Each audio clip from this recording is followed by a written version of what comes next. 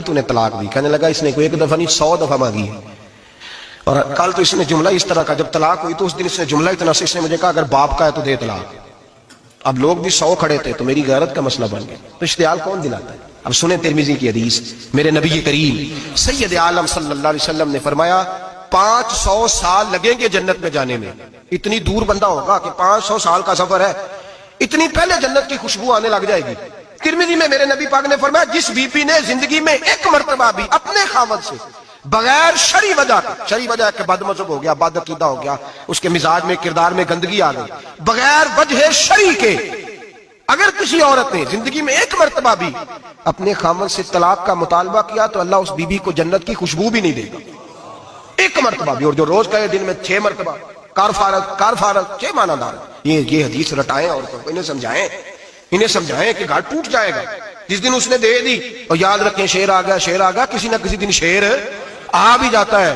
تو یہ نہ سمجھے کہ روز حوصلہ کرتا ہے تو خدا جانے کیا بنے گا. کسی نہ کسی دن شیر, بس الشیطان جاسم علی قلب ابن آدم, شیطان گھر ٹوٹتا ہے اس لیے کہ نہ مرد حوصلہ کرتا ہے نہ عورت حوصلہ کرتی.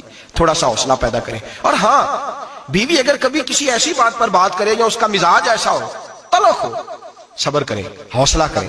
میرے نبی پاک علیہ السلام نے فرمایا بغض نہ رکھے, حوصلہ کرے. مرد کو حکم ہے حوصلہ کرے, دلیری پیدا کرے. ہاں, اس کی ایسی بدتمیزی, ایسی گستاخی جو حقوق و فرائض کے معاملے ہو, ماں باپ کے حق میں ہو, کوئی ایسے مسائل ہو, مقدس لوگوں کے حق میں ہو, تو پھر اس کو, وہ تو ایک صحابی کی بیوی نے حضور علیہ السلام کے بارے میں نازیبا کلمات کہے تھے تو انہیں قتل ہی کر دیا. تو قتل ہی کر دیا.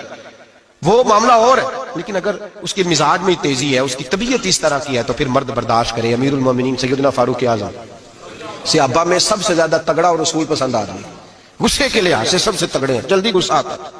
ایک شخص کہتا ہے میری بھارے تگڑے قبیلے میں شادی ہو گئی, بیوی میری بڑی سخت تھی, اس کے لب و لہجے میں بڑی سختی تھی.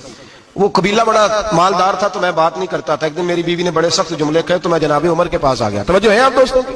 کہتے ہیں حضرت عمر کے پاس آیا تو میں نے دروازے پہ دستک دی, بیوی کی شکایت کرنے آیا کہ ذرا مہربانی کریں.